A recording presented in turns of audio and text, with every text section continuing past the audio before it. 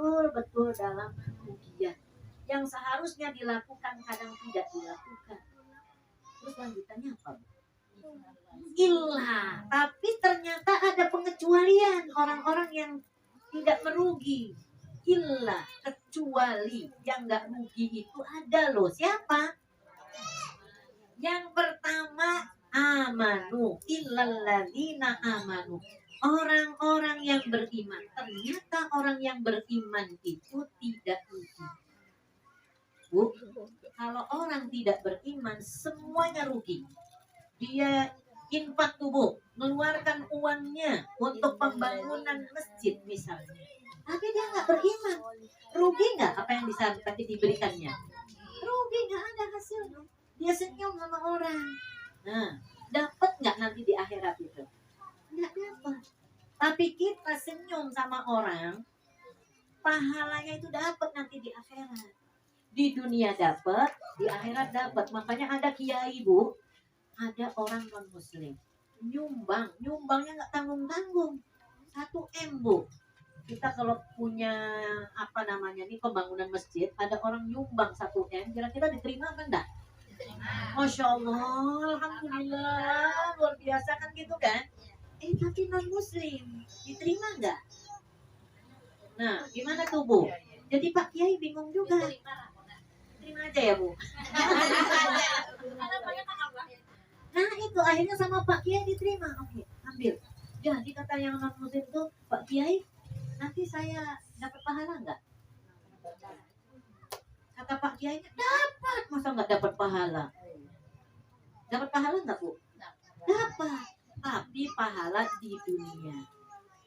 Di akhirat nggak dapat. Itu ruginya. Nggak bisa dibawa ke akhirat. Jadi di dunia dia dapat. Contohnya apa? Dia dikasihnya lagi tambahan rezeki. Itu kan pahala ganjaran dari apa yang sudah dilakukannya. Kemudian disebut-sebut sama orang, hebat ya bapak tuh ya, padahal non muslim, nanti sumbangnya banyak, baik dia. Nah, nanti kalau ketemu, bahkan dicium pula tangannya. Ya kan? Kan itu pahala di dunia. Makanya memang Allah itu maha adil. Siapa yang berbuat kebaikan pasti dibalas.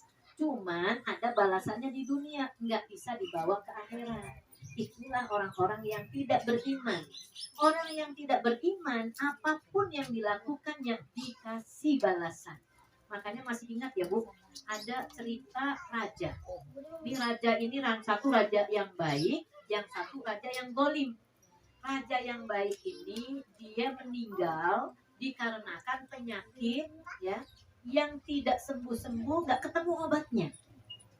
Apa katanya? Carilah tabib. Kata tabib, ini obatnya ada sejenis ikan, ya kan? Sejenis ikan. Tapi rupanya dicari-cari, nggak ketemu-ketemu. Padahal ikan itu lagi musim. Tapi kenapa untuk si raja yang baik ini tidak ketemu? Allah sengaja sembunyikan. Kok disembunyikan? Memang jalannya supaya dia ini tidak sembuh dengan obat itu. Akhirnya si raja ini meninggal karena nggak ketemu obatnya, ya kan? Dilanjutin dengan raja yang zalim. Raja yang zalim ini sakit yang sama. Terus kata tabib, obatnya itu sebenarnya nggak musim, tapi qadarullahnya Allah menghendaki ini ikan yang nggak musim ini dimunculkan. Yang tadinya disembunyikan dimunculkan, dapatlah. Akhirnya kata tabib, ini Pak obatnya Pak. Dikasihnya sehat ya. Raja yang zalim ditambah waktu umurnya, bertambah kezalimannya. Tambah-tambah dia bermaksiat, bertambah-tambah dia kejahatannya sama masyarakat. Akhirnya di langit itu malaikat-malaikat pada gosip. Gosip juga ya, Bu. Kenapa ya Allah ini kok kayaknya nggak adil gitu?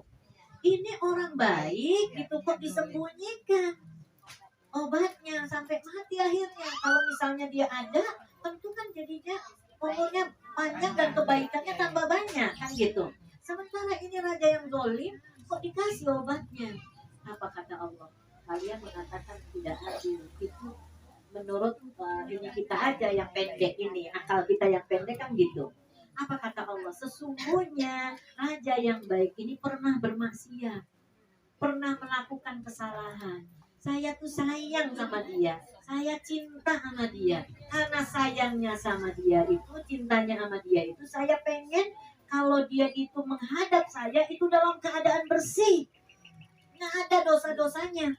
Maka ya, kemaksiatannya tadi itu dengan tidak didatangkan obatnya tadi, itulah imbalannya. Disusahkan sedikit hidupnya. Nah gitu.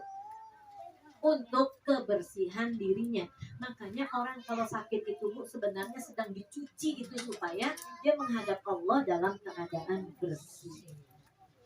Nah, tapi raja yang zolim ini juga pernah berbuat kebaikan. Namanya orang hidup kan Bu, pasti ada kebaikan, ada kesalahan. Ini raja yang zolim, sejolim-jolimnya dia, tapi dia pernah berbuat kebaikan.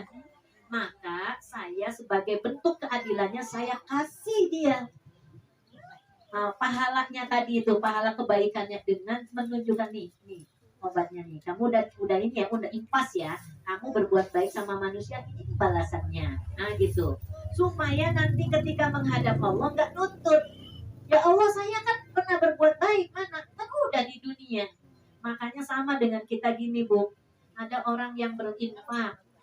Kalau seandainya saya berinfak ini, nama saya insya Allah lah nggak dibilang pelit kan gitu kan, baik gitu kan. Terus kita nuntut di akhirat, ya Allah saya kan pernah infak di masjid dekat sini, masjidnya apa?